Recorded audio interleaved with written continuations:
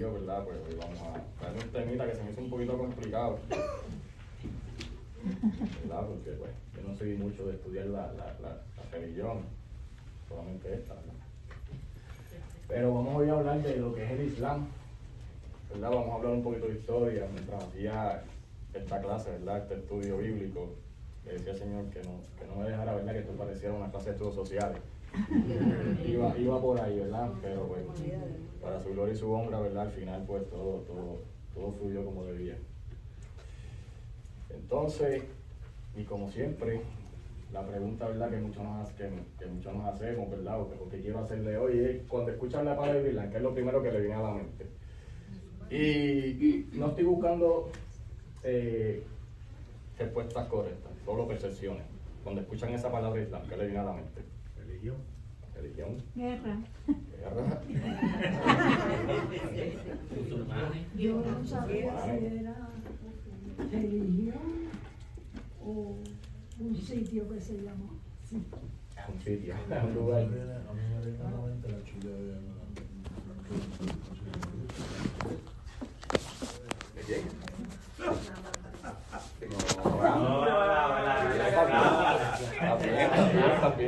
Pero fue la que Sara le dio para hacer lo que no tenía que hacer.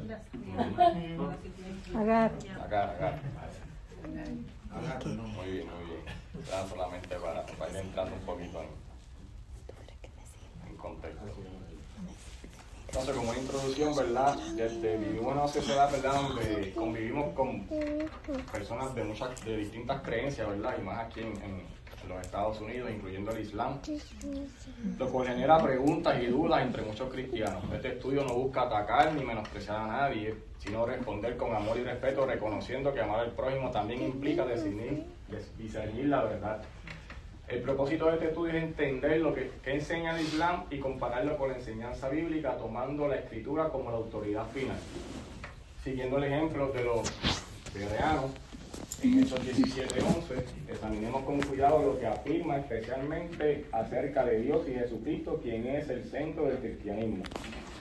Aunque existen algunos puntos de contacto entre el Islam y la fe cristiana, también hay diferencias fundamentales que no pueden ignorarse. Por eso este estudio se desarrolla con convicción en el Evangelio y compasión por las personas con el fin de fortalecer nuestra fe, aclarar nuestras ideas y prepararnos para dialogar y compartir el Evangelio con mucho respeto. ¿Alguien aquí tiene amigos musulmanes? Sí, o compañeros de trabajo, o de alguna otra religión. ¿Qué tan complicado se les hace hablar de Jesucristo a esas personas? Nosotros no se nos permite allí, ¿No? se nos tiene prohibido hablar de Yo trabajé con uno y en nuestro trabajo sencillamente era como que bien,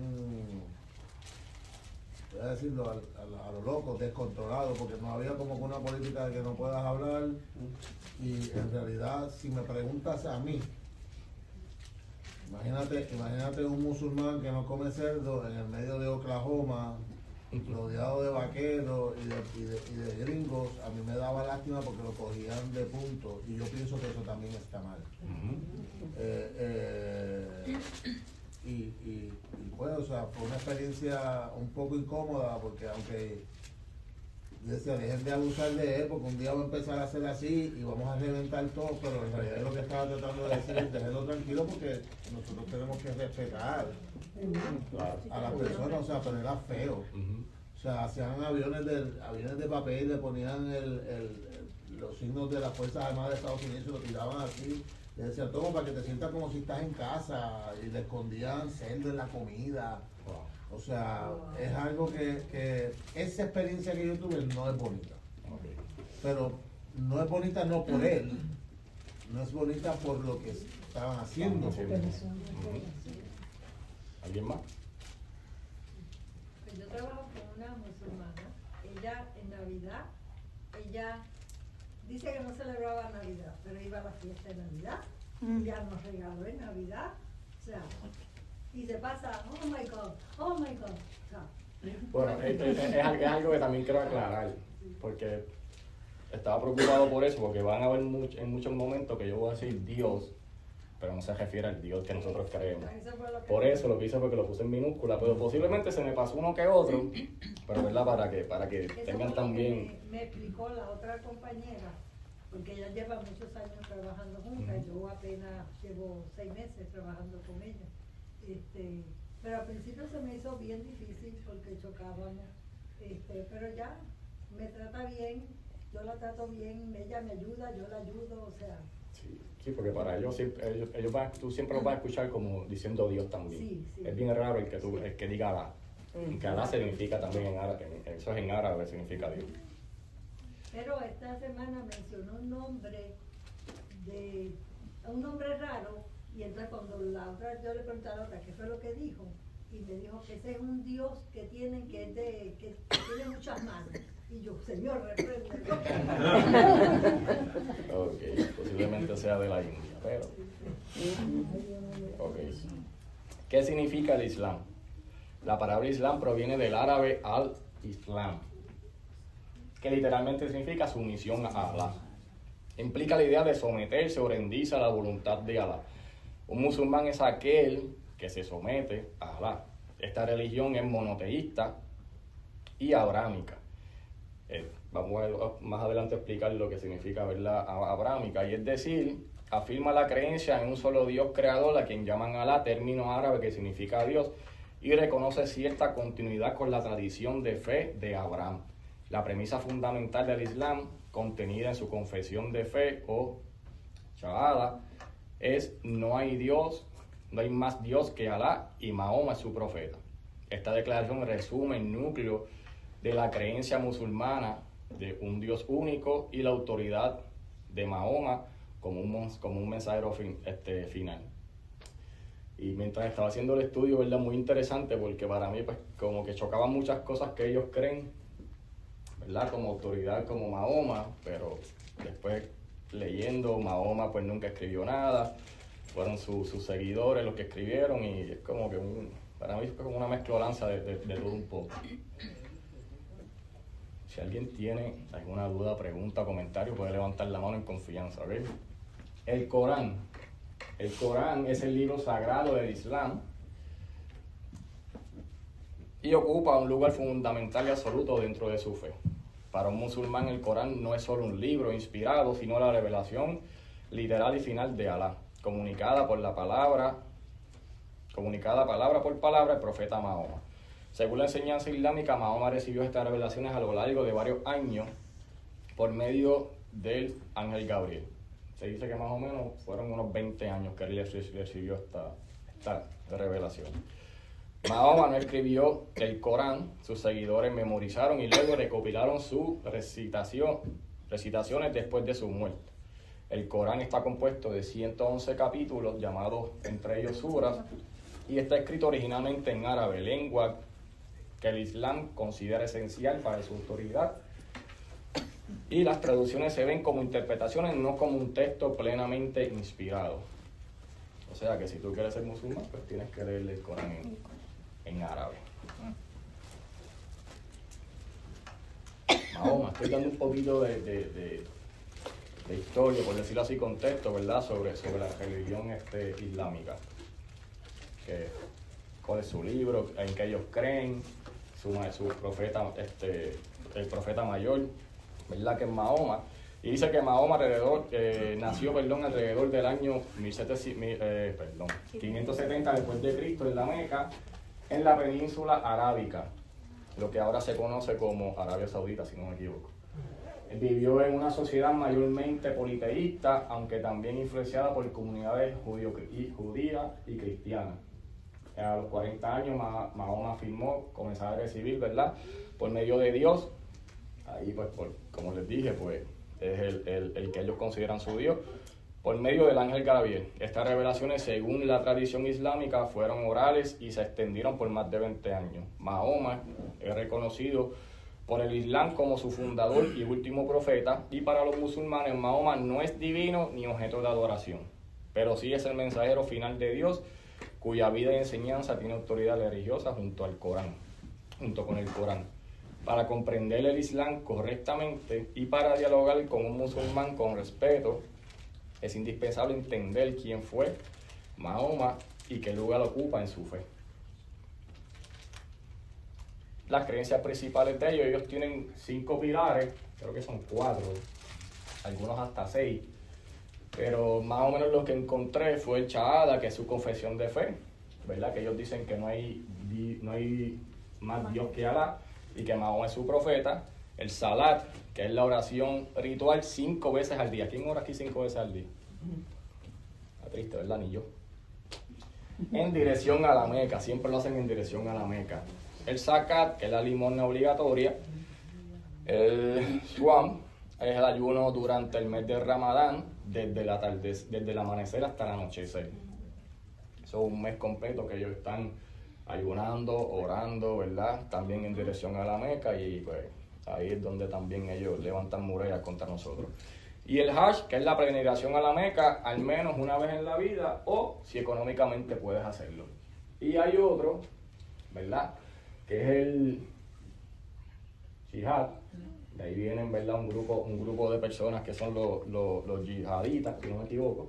Y estos pilares son actos obligatorios de adoración y obediencia en el Islam, demostrando su sumisión a Alá. Algunos añaden un sexto pilar, como les dije, que es el yihad, que es un esfuerzo en la causa de la fe, entendido principalmente como un esfuerzo espiritual personal, aunque también puede implicar la defensa activa del Islam, la acción armada con vistas a la expansión del Islam, o bien la lucha defensiva del dominio islámico.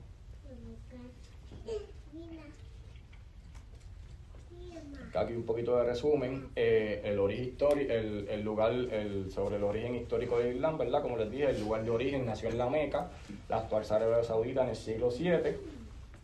Y lo que les dije fue que Mahoma, ¿verdad?, afirmó haber recibido estas revelaciones a través del ángel Gabriel, ¿verdad? Y posteriormente en Medina, donde se estableció la primera comunidad musulmana. Contexto histórico del siglo VII, aunque en aquella época la Meca era un importante centro comercial y religioso en Arabia, habitado mayormente por tribus árabes paganas que adoraban a muchos dioses, que es el politeísmo. La Kaaba en la Meca contenía diversos ídolos tribales del Islam. También había en Arabia comunidades minoritarias de judíos y cristianos, y este contexto de idolatría politeísta mezclada con influencias monoteístas judío-cristianas, surgió Mahoma predicando la adoración al único Dios, Alá, verdadero de Abraham. Y aquí entramos un poquito, ¿verdad?, a lo que es la Biblia, porque ellos, pues, lo que para nosotros es Isaac, para ellos es Ismael. ¿Saben la historia de Ismael? Y la conocen, ¿verdad? Muchas gracias, porque así no tengo que leerla. Nada, mentira. La relación con Abraham, Ismael es Isaac. El Islam se considera a sí mismo como parte de la herencia espiritual de Abraham. Tanto nosotros como ellos, ¿verdad?, reconocemos que Dios, le dio la promesa, ¿verdad?, de Abraham, y ellos también lo reconocen de esa manera. De hecho, tanto la tradición islámica como en la perspectiva histórica, Ismael, el primer hijo de Abraham, es la figura clave del origen de los pueblos árabes. Según el libro del Génesis, Ismael nació de la unión de Abraham con Agar, sierva egipcia de Sara. Eso lo pueden encontrar, ¿verdad?, para el que lo quiera ver, en Génesis 16. Y más adelante nació Isaac, hijo de Sara, cumpliendo la promesa de Dios. ¿Qué dije, perdón? Cumpliendo la promesa de Dios de dar un hijo Dio a Abraham y a Sara en su vejez, como nos dice Génesis 21. Y la Biblia relata que Sara y Abraham expulsan, ¿verdad?, a Agar e Ismael. Y aunque esto entristeció a Abraham, Dios no desamparó a Ismael. Por el contrario, le dio una promesa respecto a él, que le dijo, ¿verdad?, que también del hijo de la sierva haré una nación, pero por ser tu descendiente. Eso está en Génesis 21:13. Y Dios bendijo a Ismael y prometió multiplicarlo y hacer de él un gran pueblo, aunque aclaró, mas yo estableceré mi pacto con Isaac. Eso es bien importante, ¿verdad? que la promesa fue dirigida por la descendencia, ¿verdad?, de Isaac. Los musulmanes trazan su linaje espiritual hasta Abraham a través de Ismael. Como les dije, ellos creen que Ismael es el escogido, no Isaac. Y de hecho la tradición islámica sostiene que Abraham e Ismael juntos construyeron la Kaaba en la Meca como templo al Dios único.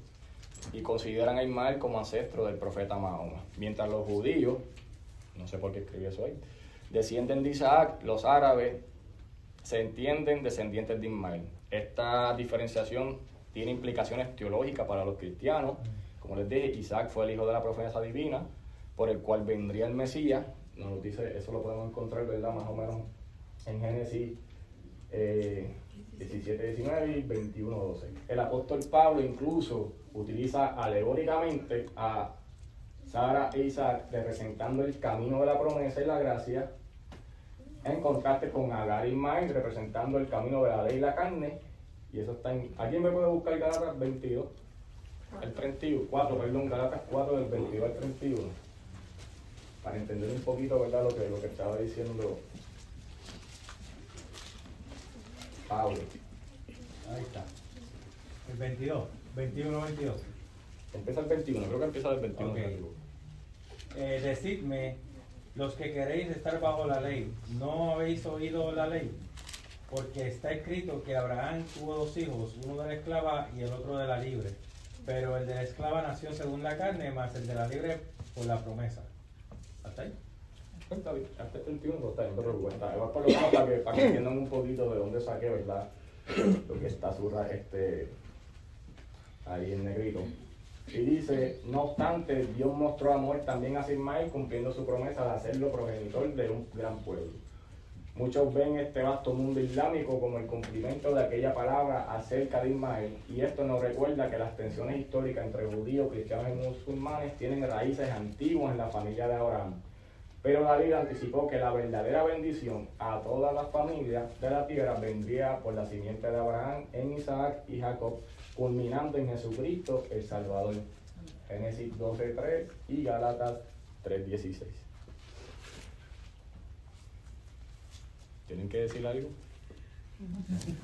Yo quería comentar que es bien interesante Me pasa porque... respirar un poquito. Para tomar agua, Sí, A mí me pasa. Me envuelvo leyendo y se me olvida que estoy. Pues es que él dice, ¿verdad?, según la historia que ellos relatan, que ellos reciben la visión en una cueva, ¿verdad? Y él dice que se está volviendo loco y va donde la esposa y todo ese rollo, ¿verdad? Pero es bien interesante porque así mismo pasó con Moisés. Pero Moisés fue, ¿verdad?, pues ya fue la zarza ardiente y todo ese tipo de cosas. Mas sin embargo, ellos siguen siendo dirigidos por Alá, mas sin embargo, pues Alá no ha hecho milagros a favor de ellos para demostrarle que el Dios de ellos vive, más el de nosotros ha abierto mares, ha hecho villas y castillas, maravillas, creó el mundo, nos creó nosotros, los creó a ellos, pero él no los reconoce. Exacto. Es interesante también porque una cosa que leí que me estuvo bien interesante es que ellos, por más que tú hagas, y aunque des tu vida a causa del Islam, eso no te asegura que Allah te va a aceptar en el reino así. Una loquera. Pero eso es bien interesante porque yo una vez tuve la oportunidad de hablar con una persona que como que se interesó por esa religión y decía que ellos eran bien comprometidos, y mi primera pregunta fue ¿qué milagro hizo Alá? Y la respuesta de él fue: el único milagro que ha hecho Alá es que meten como 3 millones de personas en la cosa esa y no se mueren más personas. Es lo que estaba diciendo él, no hay. Pero una persona que estaba estudiándolo porque le interesaba, o sea, los admiraba como religión. Entonces es como que tú estás haciendo una cosa que es inconsistente, o sea, porque reconoces que hay un Dios que hace milagros, pero tú estás encaminándote hacia el que no hace milagros. ¿Cómo es? No, y ellos son súper comprometidos con la religión. ellos se someten. O sea, esa gente, o sea, ellos tienen unos rituales y unas cosas, o sea, que no importa dónde ellos estén, a la hora que hay que orar, ellos se arrodillan donde sea, con el sol que sea, lo que sea, y ellos oran frente a quien sea. Sí, no, ellos Y se y lavarse someten. los pies, Ellos se exactamente. someten, ellos dicen, ¿sabes? Una vez tú entras a esa religión, tú aceptas que tú te sometes, Sí. ¿sabes? Tú eres ahí, eres sí o sí. Y si dejas la religión, pues también es otro problema. Porque te Pero pueden- ellos no tienen libre albedrío. No, yo no creo que No, exacto, no. no. Ellos, una vez tú entras a esa religión, posiblemente entres con las manos y salgas con los pies. Daniel, Gama. tú no vas a hacer las letras modernas. Aquí no, créeme que pensé en ti en ese momento, pero... Me disculpa. A mí me llama mucho la atención porque el Islam ha estado creciendo muchísimo, es una de las religiones que más ha estado creciendo. Y se ha visto mucho crecimiento de la población afroamericana. Yo no sabía esto, pero en el área de Boston, esa área de New York, por esa área, en el noreste, con este asunto del boxeador Muhammad Ali, como que se cogió un auge muy interesante. Y una de las cosas que a mí me llama mucho la atención, yo sigo mucho como apologéticas que profundizan las contradicciones del Islam. Y yo creo que si tú no entiendes en dónde están las disonancias, ¿verdad? Porque ellos, ¿verdad? Los Islam creen en Jesús, creen en el personaje de Jesús, pero no lo creen como hijo de Dios, ¿verdad? Entonces, pero tienen muchas incongruencias, ¿verdad? Desde la teología de Alá, por ejemplo, lo que tú hacías referencia de que como tú obtienes la salvación es por obra y por obediencia.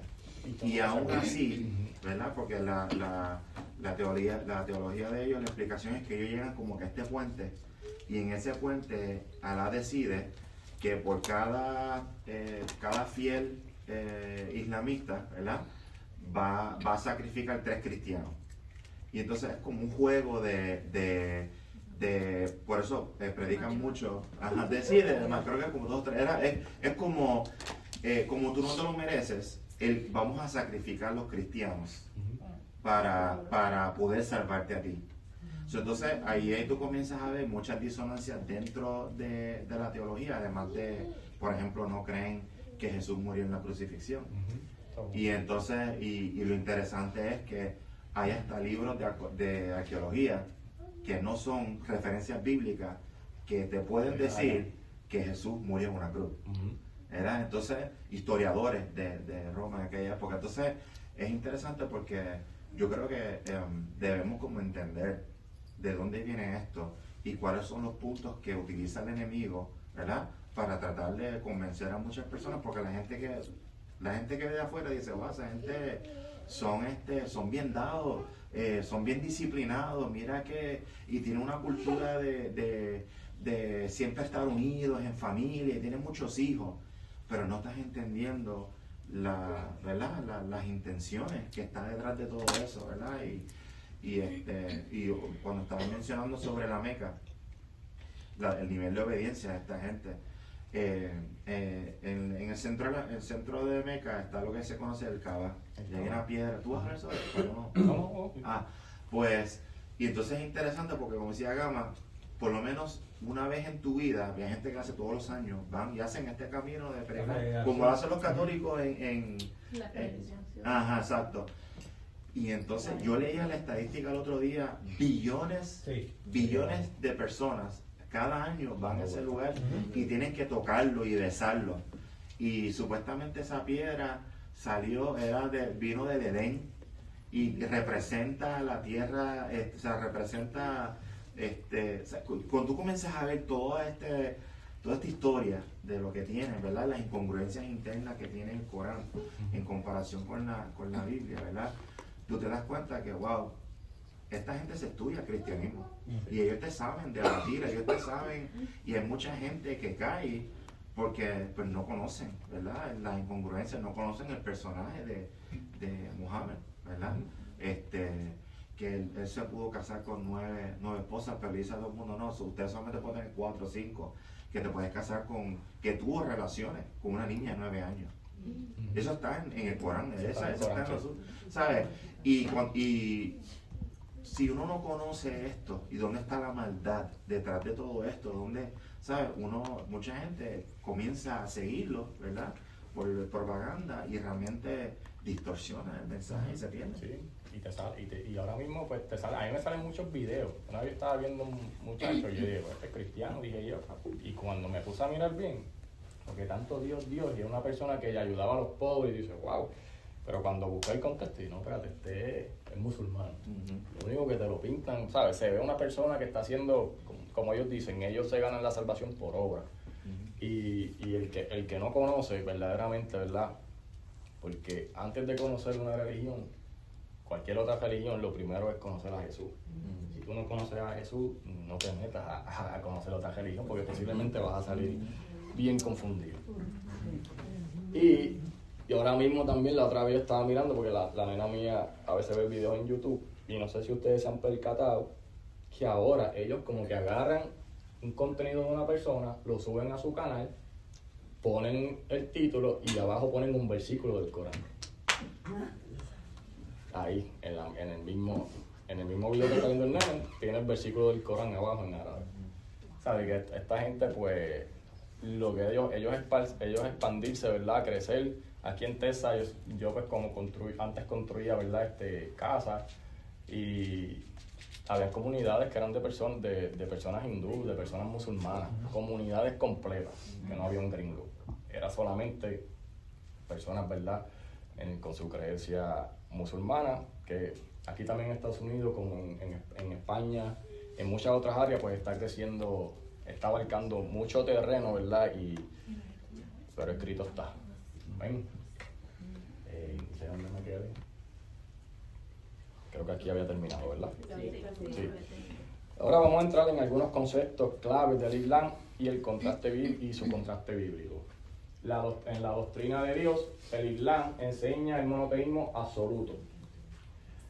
Dios es uno en esencia y en persona, sin distinción interna. Rechaza totalmente que Dios sea padre o que tenga hijos. En el Corán se condena explícitamente la idea de la Trinidad y se niega que Dios engendre o sea engendrado. Desde la perspectiva, al llamar a Dios Padre o decir Jesús es el Hijo de Dios es considerado una pena grave que te puede costar la vida.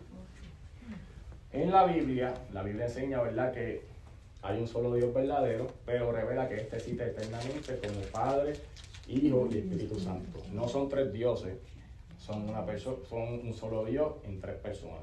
La Escritura afirma que Dios se dio a conocer plenamente por medio del Hijo, Hebreos 1, del 1 al 3, y que negar al Hijo es negar al Padre, como nos dice Primera de Juan, capítulo 2, del versículo del 22 al 23. En la persona de Jesucristo, como dijo Emanuel, ellos no creen, ¿verdad? Que ellos sí creen en Jesucristo, pero no de la manera que nosotros creemos. Para ellos Jesús, que lo llaman Isa, es reconocido como un profeta importante, nacido de María, con un acto especial de Dios. Sin embargo, ellos que dicen que no es Dios, dicen que no es el Hijo de Dios, que no murió en la cruz y que no es el Salvador del mundo. El Islam niega la crucifixión y por tanto niega cualquier concepto de expiación o sacrificio sustitutorio. En la Biblia representa a Jesús como el verbo eterno que era de Dios y se hizo carne. Juan, ¿verdad? Se nos dice en Juan 1, del 1 al 4, el Hijo del Dios viviente, nos dice en Mateo 16, 16, 17, el Cordero de Dios que quita el pecado del mundo, nos dice en Juan 1, 29, y el crucificado y resucitado el tercer día, como nos dice Primera de Corintios 15, del 3 al 4. Jesús no es solo el mensajero del mensaje, Él es el mensaje. Negar su deidad, su cruz o su resurrección es negar el evangelio mismo. Aquí tengo algo bien importante que lo puse poner bien grande. Ahí yo creo que lo veo, ¿verdad? Que se puede. La Biblia llama a Jesucristo la piedra angular y el fundamento de nuestra fe, porque nadie puede poner otro fundamento que el que está puesto, el cual es Jesucristo. Negar quién es Él es como socavar ese fundamento. Jesús preguntó en Mateo 16, 15, ¿quién decís que soy yo? Y esa es la pregunta que define todo. Si alguien responde mal, toda su estructura teológica se cae. Eso es lo que pasa, ¿verdad?, con muchas otras religiones, ¿verdad? Cuando llegamos a este punto de quién es Jesús, pues ahí ellos no consideran a Jesús como su Señor y Salvador, ¿verdad? Y ahí pues donde nosotros tenemos que entrar, ¿verdad? Con lo que voy a más adelante, cómo llevar, ¿verdad? Ese mensaje a estas personas, no solamente a los musulmanes, sino a otras muchas, ¿verdad? Religiones o sectas, como lo quieran llamar, ¿verdad? Que tienen un evangelio falso o un mensaje que no está llevado a través de lo que dice la palabra de nuestro Señor Jesús. ¿Alguien más? ¿Nadie quiere decir nada? ¿Estamos bien hasta ahora? Creo que eso es uno de los puntos de controversia, porque ellos creen en las enseñanzas de Jesús, ellos creen en la persona de Jesús, ellos creen que Jesús es un mensajero, pero no creen cuando Jesús presenta su deidad. Ellos no creen, eso no vale, esa parte ellos lo quieren omitir. Por ejemplo, ellos utilizan en la parte de como que el argumento en Juan capítulo 5:30, que habla de que yo sin la voluntad del Padre hago la voluntad del Padre, como que aludiendo a que no eres tú, solamente eres un mensajero. Pero eso es la disonancia, ¿verdad? Tú no puedes decir esta persona es enviado por Dios, esta persona respetamos y creemos todo lo que dice, excepto cuando dice que es hijo de Dios, ¿verdad? Cuando dice que es Dios. Y esa es la ironía, que mucha gente no logra, ¿sabes? Caer en lo básico, porque te estás contradiciendo. Estás diciendo, sí, creo en Él, pero no creo en estas cosas de Él. Y entonces automáticamente falla la errancia del Corán, porque el Corán establece que todo los libros del Torah, que todos esos libros son inspirados y son creados por Dios, hasta que hace referencia a Jesús o a las profecías de Jesús, y entonces pues ahí dicen, no, pues eso no cuenta. Y pues realmente es un problema fácil un argumento bíblico fácil de entender, pero que mucha gente pues como que no lo entiende. Exacto, Y se pierden por eso. Ellos se pierden por eso, sí. Que es importante, ¿verdad? Cuando Jesús, ¿verdad? No fue un profeta más, como ellos dicen, ¿sabes? Jesús en la palabra dice yo soy, y ese yo soy, pues, quiere decir mucho que yo, ¿verdad? Yo lo tengo aquí apuntado. Él dice, ¿verdad? Yo soy el camino, la verdad y la vida, yo soy la resurrección y la vida, yo soy la puerta, yo soy el Salvador, yo soy el pan de vida, yo soy el mundo, yo soy la luz del mundo, y muchas otras, ¿verdad? Pero ese yo soy equipara, ¿verdad? Lo que es Dios, cuando dice el gran yo soy. Y eso fue lo que Jesús quiso dar a entender, ¿verdad? Que Él verdaderamente, Él es el Hijo de Dios. ¿Ven? Y de hecho, perdona que me encanta este tema, pero de hecho, por esa frase fue que culparon a Jesús de blasfemia y por eso lo mandan a matar. Y por eso es la diferencia de que Jesús no es otro profeta, porque a diferencia de otros profetas, ningún otro profeta dijo que yo soy Dios, ¿entiendes? Y entonces, ese precisamente es el argumento de que Jesús es mucho más que un profeta, porque él mismo dijo que no era profeta, ¿verdad? Que era hijo de Dios. Y eso es una controversia, porque ahí tú ves la inconsistencia, porque tú no puedes decir que Jesús se autoproclamaba profeta, porque Jesús no decía que era profeta. Jesús decía que era el Hijo de Dios. No, Jesús dijo que el que lo ha visto a Él, ha visto al Padre. O sea... Y es bien importante, sé que el tema tiene que ver con el Islam, pero el judío va por la misma línea, es la misma cosa. O sea, ellos quizás pueden asociarse a lo que es la promesa de Isaac, pero ellos entienden que Jesucristo fue un profeta más. Así que la única diferencia que van en ellos es que los judíos van a través de Isaac y los árabes van por la línea de Ismael, porque el Islam y el musulmán es como si fuera el cristiano y el Islam es la religión.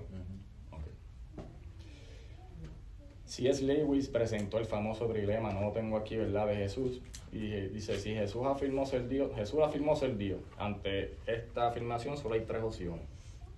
Uno, que es un mentiroso, que sabía que no era Dios, pero lo dijo igual, ¿verdad?, siendo así un impostor malvado, que posiblemente era un lunático que creía en Dios, pero no lo era, que posiblemente era un demente peligroso, o el Señor, que realmente es Dios, digno de adoración. ¿Ven?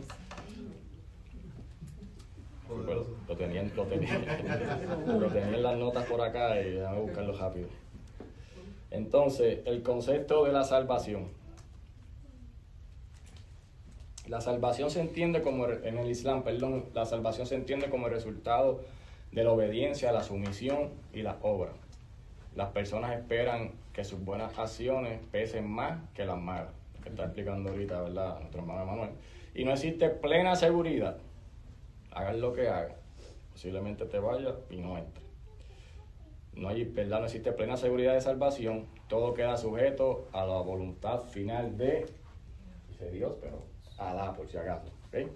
Y en el Islam el hombre sube hacia Dios por obras. En la Biblia enseña que el ser humano está espiritualmente muerto por el pecado y no puede salvarse a sí mismo, como nos dice Efesios 2:1. Y la salvación es un acto de gracia recibido por medio de la fe, basado únicamente en la obra de Cristo en la cruz. Efesios 2, del 8 al 9. La Biblia, Dios desciende al hombre por gracia. Eso era lo que ellos definen como obras malas. ¿Puedes para atrás? Eso es lo que dice ahí. Sí, ahí yo como que las obras que son buenas pero que son malas, Ajá. o sea, matar para ellos es bueno. Bueno, si es un cristiano. Por eso. Es un cristiano. Si estás defendiendo tu fe. Si estás defendiendo tu Si fe. estás defendiendo tu fe, o si una persona negó su fe Correcto. y tú lo matas, tú estás haciendo lo correcto. Es Exactamente. como... Pero entonces, cuando dicen qué malas obras ellos pueden hacer para ellos, para su conciencia, o sea... Wow, no sé. No, yo creo que sí, según las leyes de ellos, posiblemente pues como ellos también son unas personas dadas, ellos tienen la ley de la limosna, tienes que hacer a las personas pobres, tú tienes que, ¿sabes? Y tú no puedes, una vez tú das eso, tú no puedes devolverlo, ¿no? Ellos no lo van a dejar para atrás. Pero ahí también está la alimentación, ahí sí, también está sí, no consumir alcohol, ahí, ¿sabes? Como decía Jorge, como decía Jorge, como el judío, tiene su lista de dietas que tengo que seguir, porque si no lo sigo, estoy en desobediencia, pero para eso es la... Seguimos. La revelación y la autoridad. En el Islam, el Corán es considerado la revelación final de Dios y se afirma que las escrituras anteriores, como el Torá y el Evangelio, fueron corrompidas. Por tanto, el Corán se coloca por encima de la Biblia, según ellos. ¿Okay? Y la Biblia afirma que Dios habló en muchas ocasiones y de maneras, pero la revelación culminó en Cristo. Hebreos 1, del 1 al 3. Y el Evangelio, dado por los apóstoles, es definitivo y no puede ser modificado. Pablo advierte que incluso si un ángel anunciara otro evangelio, debe ser rechazado. Pero creo que la Biblia dice otra palabra. Búsquenla. Yo sé cuál es, pero para que la busquen. La Biblia no espera una revelación posterior que corrija a Cristo. Cristo es la revelación final. Entonces, ¿cómo ustedes creen que debe responder un cristiano hacia una persona, ¿verdad?, que cree en esta religión? ¿Cómo ustedes creen que nosotros podemos llevarle? Es complicado, porque esas personas se defienden bien. Bueno, con amor y firmeza. Dando buen testimonio. Testimonio. Conociendo tu fe, Importante. porque por eso uno cae. Por no conocer realmente, porque hay veces que ellos conocen más a Jesús y la vida de Jesús y las obras de Jesús posiblemente a que nosotros como cristianos. Correcto. No contendiendo. No contendiendo. No creo que desde mi punto de vista, ¿verdad? Desde mi perspectiva, yo trabajo con una hindúa de Sri Lanka, eso queda a la parte de abajo de la India. Y tengo un par de compañeros ahí musulmanes y yo creo, al principio se sentía un poquito de feedback medio raro, pero también creo que es algo mental de uno porque desde mi punto de vista creo que uno pretende que todo el mundo tenga el mismo pensamiento de uno. Correcto. Y creo que una de las cosas que me ha resultado, yo creo que durante toda la vida, es no contender con ellos. Tú tienes una perspectiva diferente, yo quiero mostrarte mi perspectiva no solamente con palabras, sino también con hechos, con testimonios, pero a la misma vez trato de aprovecharme de cómo ellos reaccionan, porque puede ser una gran, digo, también reconozco que esto no es para todos, pero puedo conocer cómo ellos funcionan, qué entienden, cómo ven las cosas, cuál es la perspectiva de ellos. Yo creo que contender, no contender con ellos. Sí, yo he visto muchos estudiosos que yo cuando veo los debates, honestamente, para tener un debate teológico, porque estamos hablando de tú estás tratando de presentarle los errores en la teología de ellos, en su creencia, para que ellos puedan ver las inconsistencias, para ellos puedan decir, pues, ok, si esto está mal y esto está mal, significa que mi creencia en esto es incorrecta, ¿verdad? Eso es lo que tú intentas hacer. Y yo lo que yo he visto en muchas personas que tienen mucho conocimiento es que es lo que ¿verdad? Que es lo que hace también el enemigo hacia nosotros, que utiliza nuestro desconocimiento para distinguirlo con verdad. Y por ejemplo, una de las cosas que yo cuando escucho estos debates y les dice, tú sabes que en el sura tal aparece que tú puedes tener relaciones con niños ¿sabes? Menores de, porque yo creo que la regla establece que cuando comiencen a menstruar. Sí. Y entonces dice, no, pues no. Ajá, entonces decía, no, pues fue un error, no es que él tuvo no es que él se casó y consumió porque lo dice en su Biblia.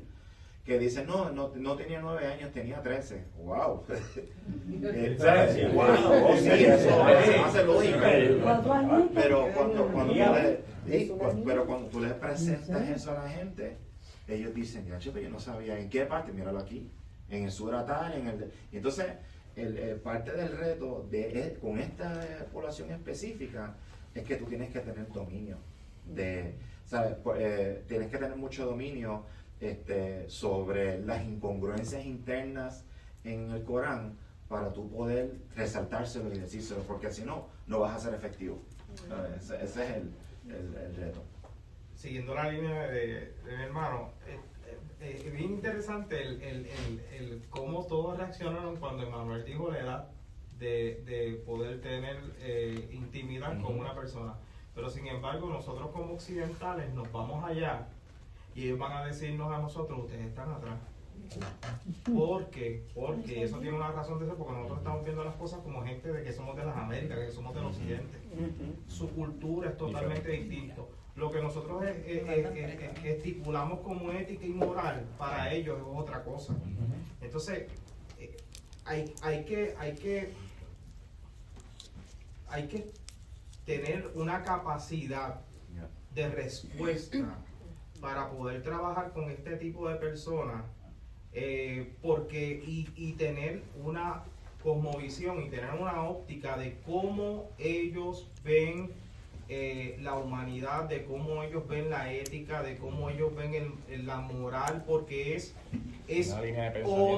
otra línea de pensamiento. Y si nosotros vamos a tratar, en muchas ocasiones me he percatado de esto, que nosotros no queremos llevarlos a ellos a Cristo, que nosotros los queremos llevar a ellos a nuestro pensamiento occidental. Y eso es totalmente un error, porque no podemos pretender, una de las principales causas de los versos más famosos que hay dentro de las congregaciones es: instruye al niño en mi camino para que cuando fuere viejo no se aparte de él. ¿Cómo vamos a transformar la mentalidad de un niño que ha sido capacitado desde la niñez en esa doctrina o en esa dogma, y que esa niña que fue donde todos decimos esa niña de posiblemente 9 o 13 años, nosotros decimos que es algo anormal y ella entiende que es algo totalmente normal? Es fuerte.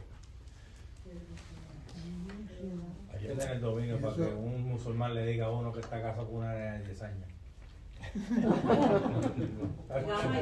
Tiembla la viña, tiembla la mano, le tiembla todo. Yo tuve una estudiante apenas de 4 añitos y ya ellos le ponen sus pendientes en la nariz o le ponen ciertos aditivos porque los separan ya desde pequeño. Sí. Y es fuerte cuando tú ves que ya una niña de 4 años ya está separada y ya tiene su esposo, que es chocante. Yo tengo allí muchos padres que son árabes, son musulmanes, y créeme que no es fácil bregar con ellos y más con sus niños. Fíjate qué cosa interesante lo que tú estabas diciendo de la cultura, porque estamos diciendo, los musulmanes dicen que se casen con jóvenes. En Puerto Rico se casaban a los 13 y los 14. Exactamente. Los otros días. Bueno, lo que pasa es que se casaban de la misma edad. No estábamos hablando de un señor de 40 años con una nena de Pasaba. Lo que pasa es que yo no viví en esa época.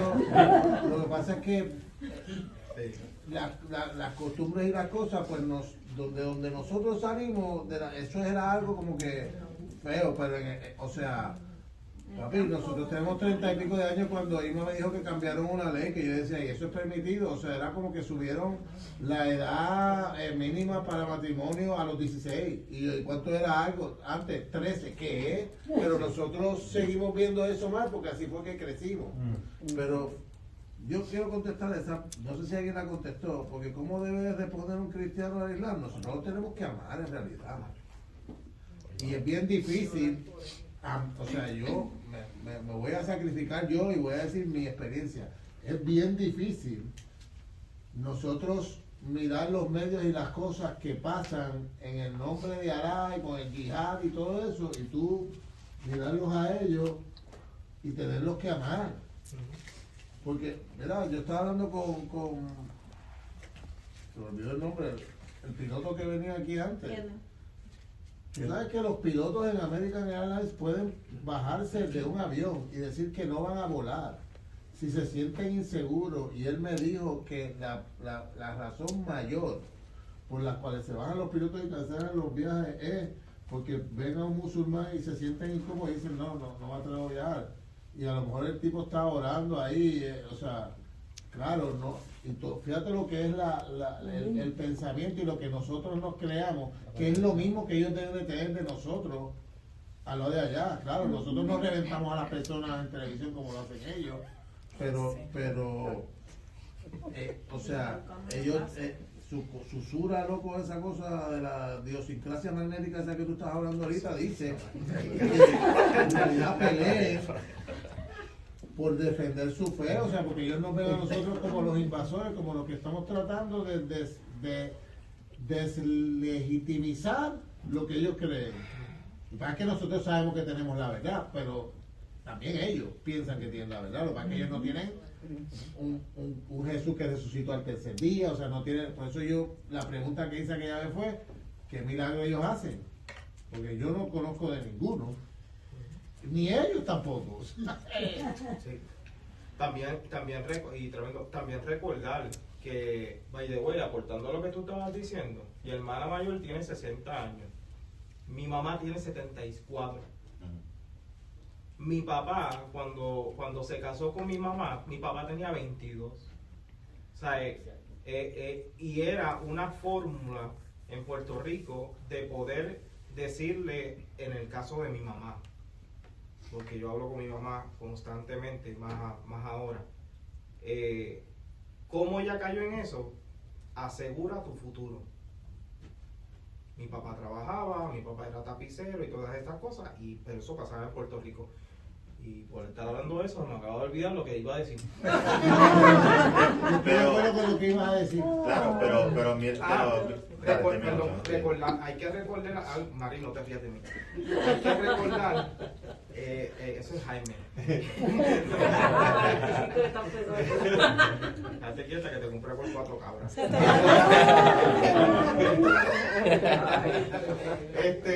También es bien importante poder entender que todos estos países, lo que es norte de África, Persa, que es el actual Irán, y todo, el Medio Oriente o el Oriente Medio, todos estos países vienen de un sistema monárquico, donde, y eso yo no estaba en el siglo VI para poder entender qué era lo que Mahoma estaba pensando. Pero sí puedo entender a través del estudio de las culturas que estas personas siempre estaban buscando quién estuviera a la cabeza. Por ejemplo, te vas al asunto de Irán ahora mismo. Ellos lo que están buscando es por qué razón este personaje que está ahora mismo de manera monárquica está colocado en ese lugar, el ayatolá, es porque en 1979 él hizo una incursión y sacó a Pahlavi. ¿Y por qué? Pero no es porque el pueblo necesita que haya una cabeza que los maneje. Por eso es bien importante poder entender el pensamiento, el raciocinio de esta gente, cómo ellos funcionan, porque ellos no funcionan de una manera democrática como nosotros queremos. Por eso, por tal razón, en los asuntos geopolíticos, cuando hubo la guerra de Estados Unidos contra Afganistán, Estados Unidos contra Irak, ¿por qué razón todos esos países no pudieron surgir? Porque trataron de colocarle estados democráticos cuando ellos no trabajan a base de estados democráticos. Ellos trabajan a base de que yo tengo que tener un monarca, un rey que me domine, y ellos están acostumbrados a ese sistema. Pero, ¿sabes una cosa? Yo discrepo en algo interesante lo que estás diciendo, y es que una cosa es, pienso yo, ¿verdad? Como que aparte del análisis, es que una cosa es la práctica cultural, por ejemplo, de nuestros viejos que se casaban a más temprana edad, que eso es una práctica generacional, y había una razón de ser, ¿verdad? Porque la educación no se fomentaba, porque tienes que trabajar el campo, tienes que tener muchos hijos, había una razón por la cual se operaba la sociedad en aquel tiempo de esa manera, y mirarlo, y de igual manera otras culturas, mirarlo con ese lente, ¿verdad? Lo que tú dices, elemento cultural. Pero yo creo que la controversia está en que cuando es un postulado religioso que te está diciendo esto es lo correcto, ¿verdad? ¿Sabes?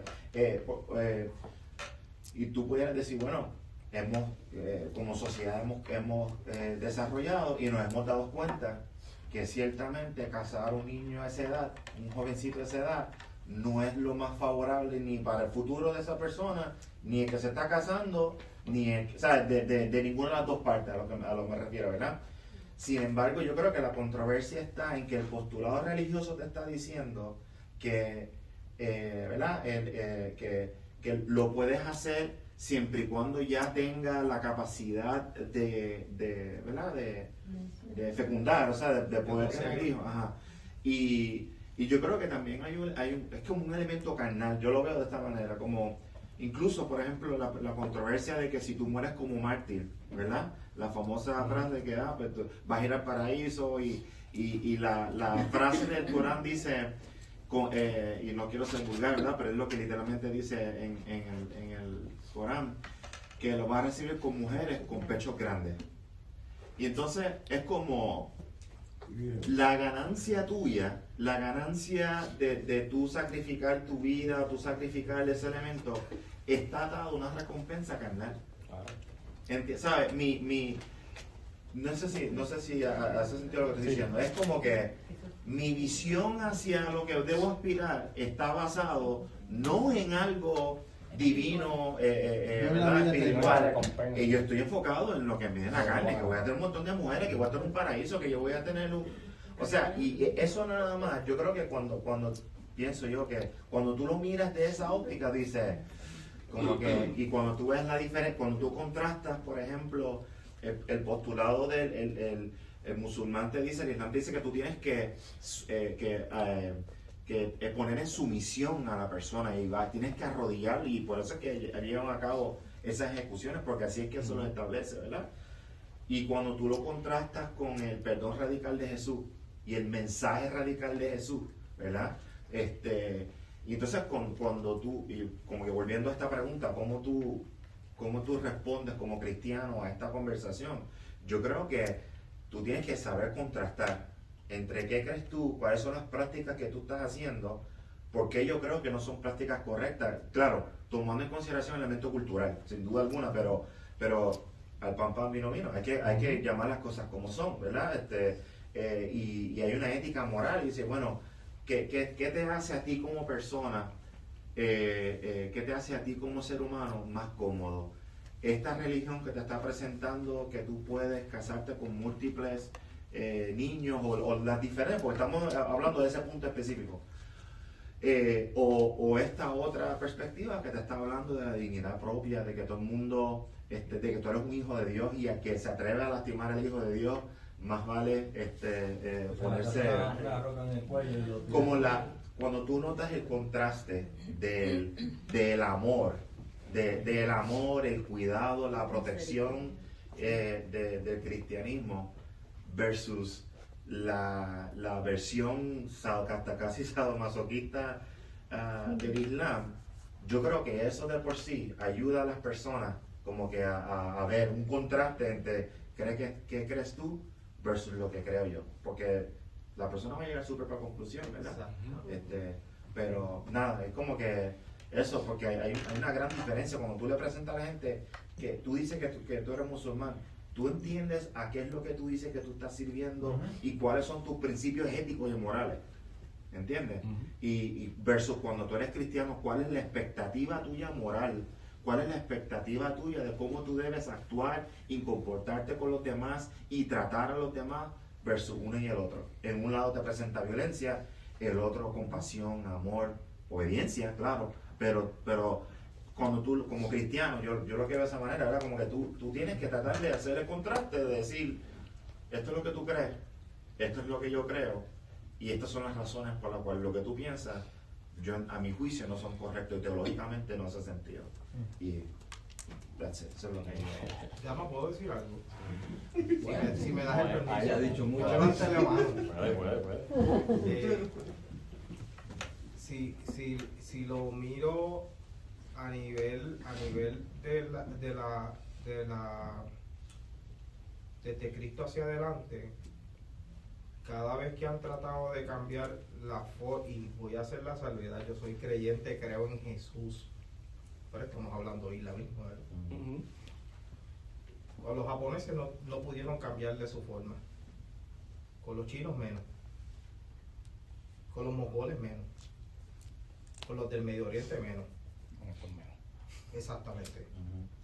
Y oye, es interesante. Yo creo, por eso es que Dios no llama a todo el mundo a las misiones. Tienen que ir llenos de la palabra, con la dirección del Señor. Y yo admiro a esas personas que a mí Dios no me llamó a eso. Claramente, a mí eso Dios no me llamó. Hay que estar convencido del llamado que Dios ha depositado sobre esas personas para meterse a Tanzania, a otros países que no tienen que ver nada con su cultura, a tratar, y en medio de eso han surgido un montón de mártires, gente que ha fallecido, aún reconociendo el llamado que Dios los llamó, teniendo la llenura del Señor, la unción, la vocación para ir, han muerto por la causa de Cristo. Yo creo que es bien importante esos postulados, y al menos que Dios nos envíe, en verdad que es bien difícil porque siempre lo vamos a mirar desde una óptica, y hago yo hincapié, creo en Cristo, pero siempre lo vamos a ver desde una óptica desde aquí, pero cuando nos vamos al otro lado, ellos nos ven a nosotros. Si usted nació en una de las colonias de los Estados Unidos y usted nació en uno de los 50 estados de los Estados Unidos, usted es un satán para ellos. Y ellos nos ven a nosotros, como decía Efraín, nosotros somos los hijos del diablo. Es una cosa totalmente diferente. Me callo. ¿Nos presta orar por ellos? Y otra cosa que me llama la atención, lo acabo de ver en el teléfono, por lo menos en esta parte del mundo, las religiones, los diferentes tipos de religiones los tenemos dentro de una misma cultura.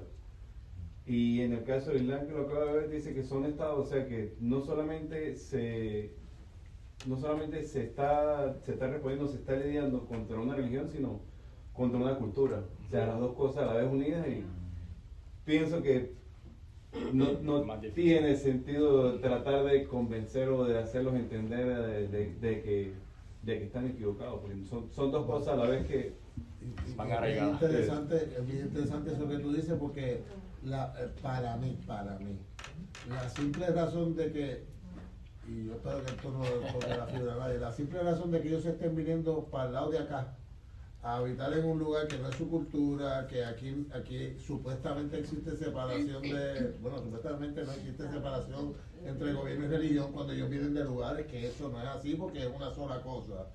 Eso solamente quiere decir algo, porque la realidad es que ellos, o sea,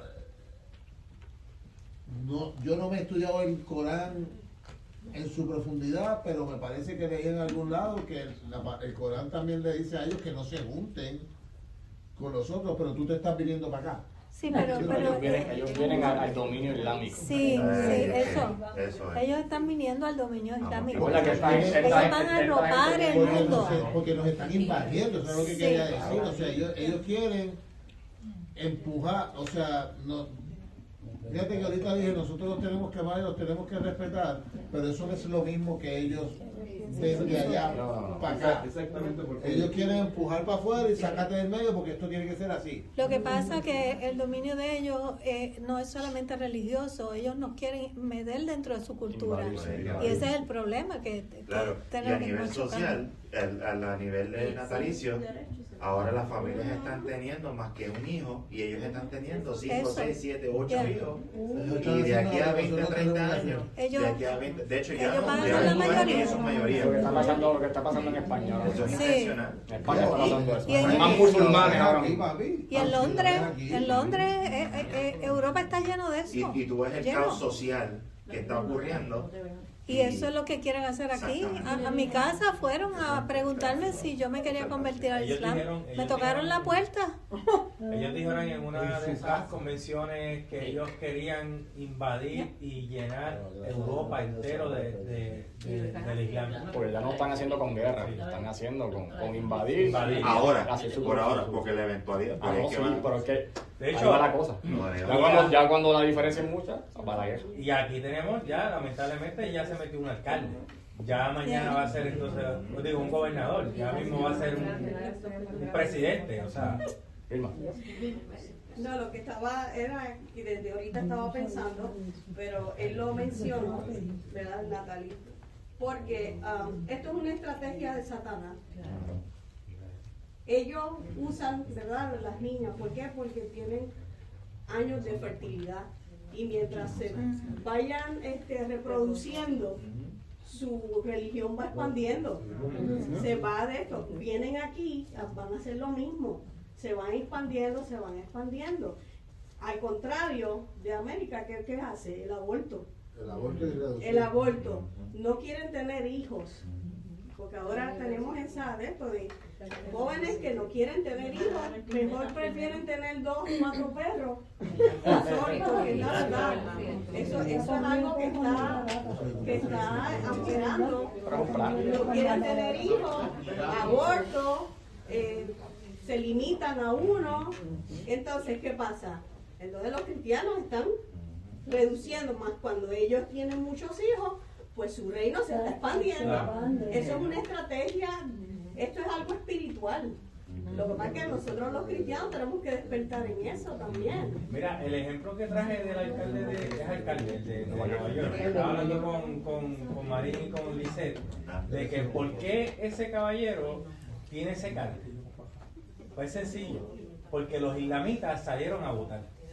Porque los musulmanes salieron a votar mientras todas las demás personas se quedó en su casa. Y eso mismo, pues lamentablemente puede ocurrir en una eventualidad, qué sé yo, de aquí a 8 años, que tengamos ya un presidente estadounidense que sea musulmán también. Y otra cosa que llama la atención es que, por ejemplo, en las religiones que tenemos aquí presentes en este continente, todas están trabajando, aunque hayan diferencias, todas van hacia el mismo objetivo, a evangelizar, a hacer conocer a la gente de que existe un Dios, de que hay que hacer las cosas bien, de captar adeptos con la prédica. Pero en mi caso yo no he visto el primer musulmano, primera persona esa tratando de evangelizar o tratando de traer gente a su religión, sino simplemente, como usted dice, expandirse de su propia cultura. Inclusive, no, yo no he leído todo el Corán, pero no dice ir y predicar el evangelio. No lo dice. Sin embargo, a nosotros el Señor nos mandó ir y predicar, aún sea musulmán, uno tiene que decirle, y uno tiene que ir revestido del Espíritu Santo. El Espíritu Santo es que te va a dar la palabra adecuada, ¿verdad?, para esa persona. Y si esa persona, el Espíritu Santo, quiere redarguirlo, lo va a hacer. Usted no tiene que coger el compromiso de ellos. Yo hice un trabajo a una persona que es hindúa también, y mientras estaba trabajando, habían días que yo decía, mira, me tengo que ir temprano porque hoy yo tengo que ir a la iglesia.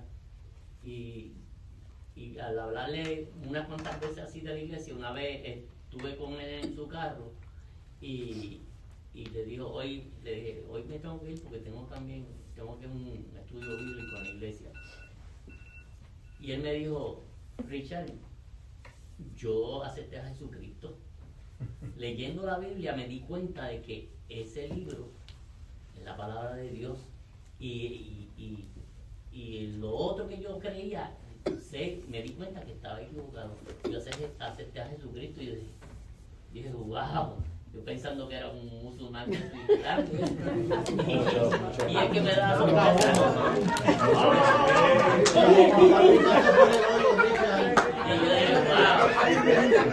Me quedé asombrado. A ver qué pasaba por el cuarto escuchando.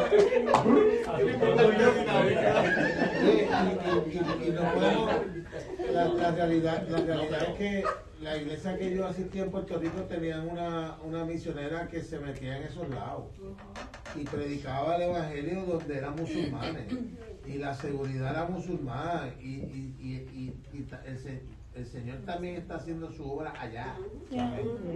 Lo que pasa es que nos están invadiendo para acá. Una pregunta muy interesante sería, nosotros estamos preparados para recibir a un musulmán que venga por ahí. Vamos a llegar ahí. Para mí. Dale, sí. Vamos a seguir, ¿ok? Está buena. Muchas gracias por darme tiempo. Entonces, ¿cómo debe responder un cristiano? Pues más o menos, ¿verdad? Lo que pensé en ese momento es amar y respetar a los musulmanes. En primer lugar, Jesús nos mandó a amar a nuestros enemigos y orar por los que nos persiguen. Qué difícil es eso, ¿verdad? Como dice Mateo 5:44, y esto implica incluso los enemigos declarados, cuanto más a nuestros prójimos que simplemente tienen una creencia distinta o una cultura distinta. Los musulmanes no deben ser vistos como enemigos personales, sino como personas amadas por Dios, por las cuales Cristo también murió. Y es muy importante, no es que sea importante, pero bueno, sí es importante porque he visto que muchas de estas personas que están en esta religión he visto muchos testimonios de que han conocido al Señor Jesús de una manera extraordinaria. No en la iglesia, sino en su casa, en su cuarto, en visión, en sueño, en la cárcel. Y es bien son bien interesantes, y cómo esas personas lloran, y tú ves verdaderamente que sí hay una... Mira, Gama, es que esa oración que tú pusiste ahí, sí, esto aplica incluso a los enemigos declarados. Está bien interesante porque Jesús, cuando fue crucificado, sabiendo que los que estaban allí, ¿verdad?, los que lo crucificaron eran sus enemigos declarados, Él le dice al Padre, perdónalos porque estos tipos que están allá abajo no saben lo que están haciendo. Así mismo es. Otro punto, defender la fe con mansedumbre. Primera de Pedro 3:15 nos instruye santificar a Dios, el Señor de vuestros corazones, y siempre estar preparados para presentar defensa con mansedumbre y reverencia ante todo lo que os mande razón de esperanza que hay en vosotros. Este versículo es fundamental para la apologética cristiana, aplicando al trato con el Islam. Debemos prepararnos intelectual y espiritualmente para responder preguntas y desafíos que musulmanes u otros nos planteen acerca de nuestra fe. Y el evangelismo con verdad y gracia. nuestro objetivo final no es ganar un argumento, sino ganar almas para Cristo. Por ello, nuestro testimonio al musulmán debe tener dos ingredientes indispensables, tanto la verdad y la gracia como no. Dice Juan 1:14, dice que Jesús vino lleno de verdad, de gracia y verdad.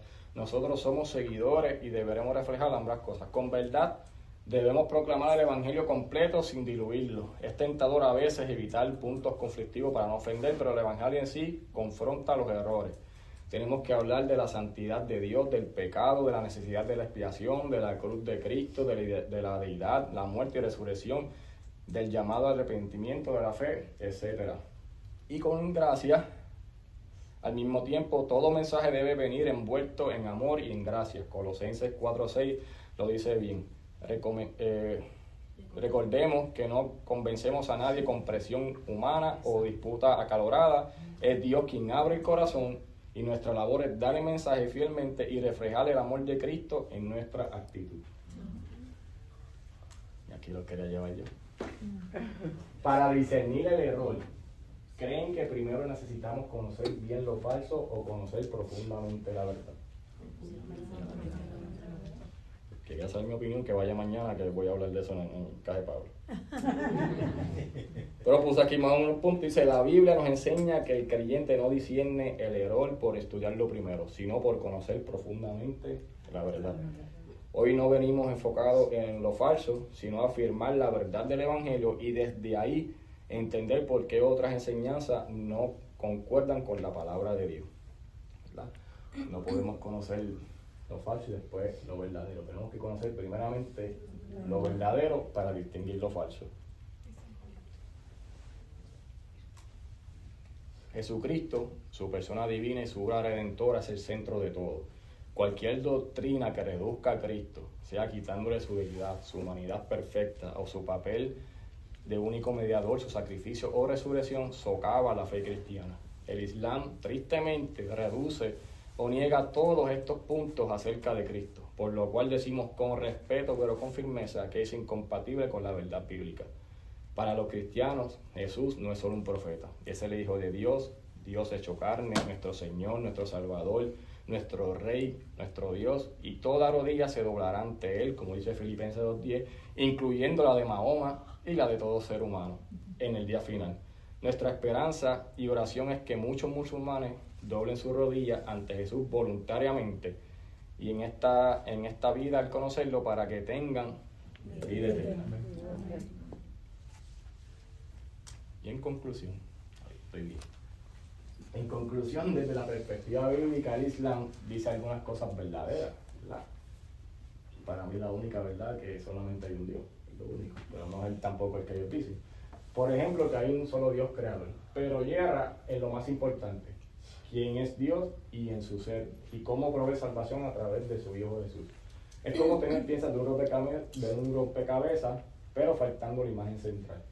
Los cristianos creemos que la imagen central es Cristo, la imagen misma de Dios, como nos dice Hebreos 1:3, sin lo cual el cuadro queda incompleto y distorsionado. Por eso, nuestro enfoque final es Cristo como único Salvador.